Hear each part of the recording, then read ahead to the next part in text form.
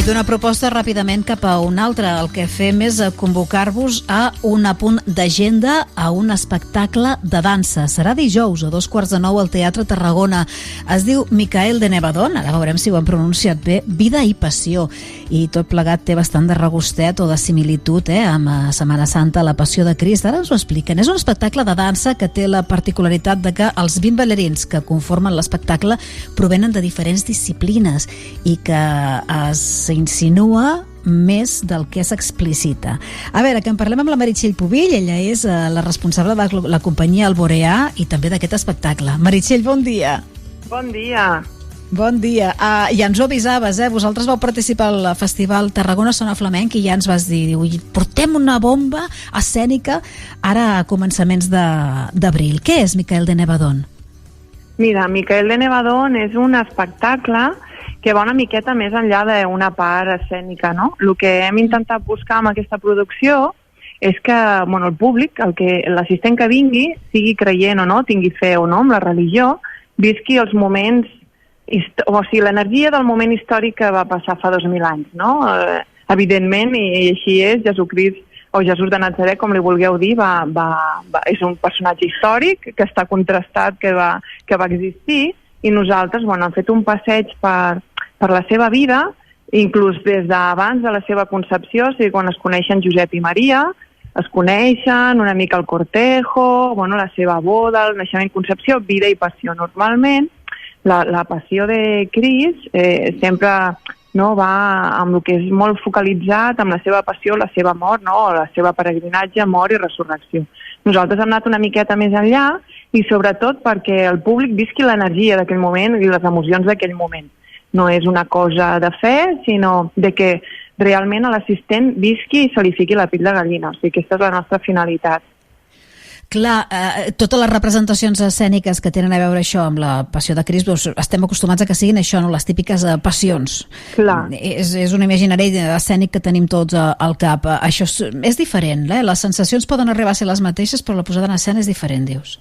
És diferent i a part l'energia, inclús, clar, com hi ha actes que no estem acostumats a veure amb una Passió de Crist normal, no? Com l'enamorament de Josep i Maria, per exemple, no? Hem anat una miqueta més enrere, és com que la gent veu una miqueta la trama des dels inicis fins que hi ha la resurrecció, i sobretot pels personatges, l'energia, les diferents disciplines que es mostren, no? Que això visualment dona molta riquesa, i els talents que estan a l'escenari, no? Que tenim des del meu company, primer ballarí Ivan Góngora, que juga a la Champions de flamenc, com jo li dic, des de la meva resta de companys, que com dic jo juguem a primera, inclús a la gent semiprofessional, però que s'està professionalitzant, està estudiant per poder treure's la carrera de dansa, i allí estan, i això ha sumat. O sigui, no és que l'espectacle, no? Perquè inclús hi ha gent amb diversitat funcional, i algun retras maduratiu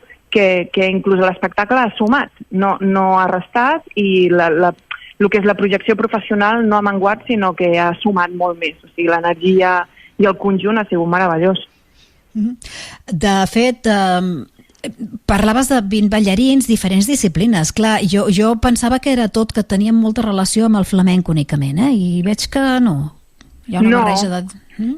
No, perquè encara que la meva especialitat és la dansa espanyola, que és per lo que la gent em coneix més i coneix més el nostre centre, nosaltres, clar, treballem altres disciplines perquè a l'hora de professionalitzar els nostres ballarins tinguin les eines suficients com per anar a un tribunal amb una altra companyia de dansa i tinguin les eines per poder passar aquella prova, no? Clar, quan tu barreges diferents disciplines escèniques amb gent, ja et dic, amb molt de talent i amb moltes ganes, barrejat amb la dansa espanyola, si la dansa espanyola, amb tots els seus registres, dansa estilitzada, el flamenc pròpiament, que és el que més coneix la gent, inclús el folklore, això ho fiques en una coctelera escènica, és meravellós, perquè el flamenc pròpiament ja té aquella energia, aquella màgia, que ja en vam parlar en l'altra entrevista, no? Que diem que passa per totes les emocions d'un ésser humà. Això és meravellós, i això ho porta el flamenc. Doncs imagina't quan ho combinem, no?, com amb una coctelera amb les altres disciplines com la dansa contemporània, la dansa clàssica, inclús el ball esportiu. O sigui, ostres, sembla estrany, però després quan ho veus visualment, i ja et dic, nosaltres ho vam fer al desembre, perquè vam dir, vinga, això ho hem de treure sí o sí, després d'haver estat tancats molt de temps. El feedback va ser super bo, i portar-ho aquí a Tarragona pues serà meravellós. També et dic que hi ha actes que no se van veure al desembre, vol dir, la nostra intenció és el públic que hagi vingut ja a veure'ns, cada vegada que vingui a veure l'obra veurà un o dos actes totalment inèdits que no ha vist en altres representacions. Que és com que és això que ho fa com més especial, no? A veure aquí què faran, a veure què és el que canviarà, a veure està una mica, que el públic estigui una mica pendent i amb atenció del que farem. Això és la nostra finalitat. Al final, clar, el que feu és transmetre això, sensacions a través de la dansa. No hi ha explicació, no hi ha narrativa, diguem. La narrativa simplement és el moviment corporal. S'entén igualment, és que és molt difícil trebar, quan vols explicar una història, no?, concreta, doncs fer-ho tot a través de la dansa.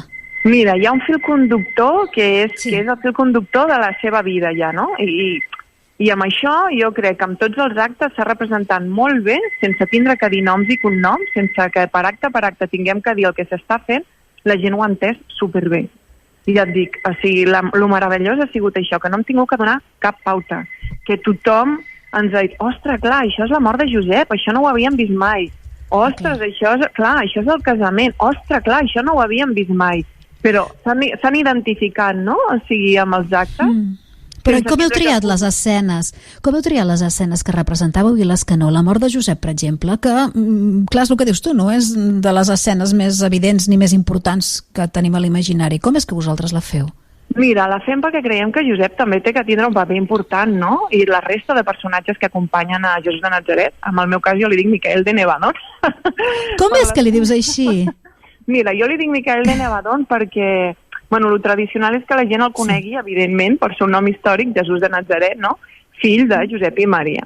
Però, bueno, jo soc molt fan de JJ Benítez, el periodista investigador, l'escriptor, que ja sabeu que ell té molts treballs d'investigació i té la saga de Caballo de Troia i té molta investigació sobre certs extraterrestres, no?, diguéssim, o certs superiors. Miquel de Nevadón, suposadament, segons diuen els entesos amb aquestes investigacions, és realment el nom de Jesús de Natzaret. O sigui, Jesús de Natzaret va caure a la Terra perquè volia viure la vida terrenal d'un terrestre. Però realment el seu nom és Micael i el seu planeta és Nevadón. Això realment per qui ho explica. Després hi ha molta part que no és la nostra part com molt sectària del libro de Urantia i tal igual, que no és la nostra part. Ho dic perquè si hi ha gent que busca Miquel de Nevadón, hi ha una part una mica així sectària que no és la nostra, sinó ens va interessar molt el nom perquè realment si volíem fer la història diferent i si volíem fer una interpretació diferent, clar, el nom tenia que ser diferent i fos algo lligat en què la gent encara li donés més curiositat, no? Basat sobre algo que un escriptor tan important com JJ Benítez ho ha deixat palès a les seves obres, no? Doncs, bueno, anem a sumar-nos i que la gent almenys tingui curiositat. Després cadascú que tregui les seves conjuntures de lo que vegi, de lo que senti i de tot, però bueno, almenys... De moment ja teniu el ganxo, ja teniu el ganxo. Ja tenim el ganxo. No ho sabia, la veritat, no relacionava el nom, Mea culpa, no relacionava, molt bé. Doncs ara et sonarà i ara buscaràs. Sí, ho estic buscant ara mateix, sí. Molt bé. Doncs, escolta, tot això és una altra passió de Crist, si vosaltres voleu, superalternativa, però això, la sensació que es vol transmetre ve a ser la mateixa, ve a ser la de l'època. Això ens proposen el dijous, serà dijous a 8:45, al Teatre Tarragona. Teatre Tarragona, sí, poden agafar les entrades a les taquilles per la pàgina web de l'Ajuntament de Tarragona, entrades.tarragona.cat, crec, si no recordo malament, i que vingui, que la gent els estem esperant amb els braços oberts, però sobretot perquè ho fem aquí a Tarragona, a casa nostra, on el 99,9% de ballarins són de la nostra terra, de casa nostra, que se'ls ha d'ajudar, se'ls ha de potenciar i han de tindre oportunitats als teatres per donar-se a conèixer. I crec que millor que a casa nostra, no?, que la nostra terra, que ens donin aquest impuls, que després ho rodarem fora d'aquí, encara no tenim dates tancades, però està previst que ho rodem fora, però per nosaltres era meravellós poder fer-ho aquí, perquè a vegades no se és profeta en su tierra, no?, i nosaltres volem ser un poco profetes en nostra tierra i que se'n reconegui la nostra feina. Molt bé, doncs ja ho començareu a ser aquest dijous. Moltes gràcies, Meritxell Pubill, una abraçada forta. A tu. Moltes gràcies. Adéu. Adéu. Les entrades ja estan a la venda, però tenim la gran sort de que la companyia Alboreà ens ha posat a disposició un parell d'entrades per poder-vos regalar. 977 24 47 67. 977 24 47 67. Línies obertes, podeu trucar dins i fora de programa, podeu enviar-nos whatsapps també, només cal que ens digueu que voleu anar a veure aquesta representació de dansa escènica Micael de Nevadón, aquesta passió de Jesucrist ben alternativa, però també ben expressiva. 977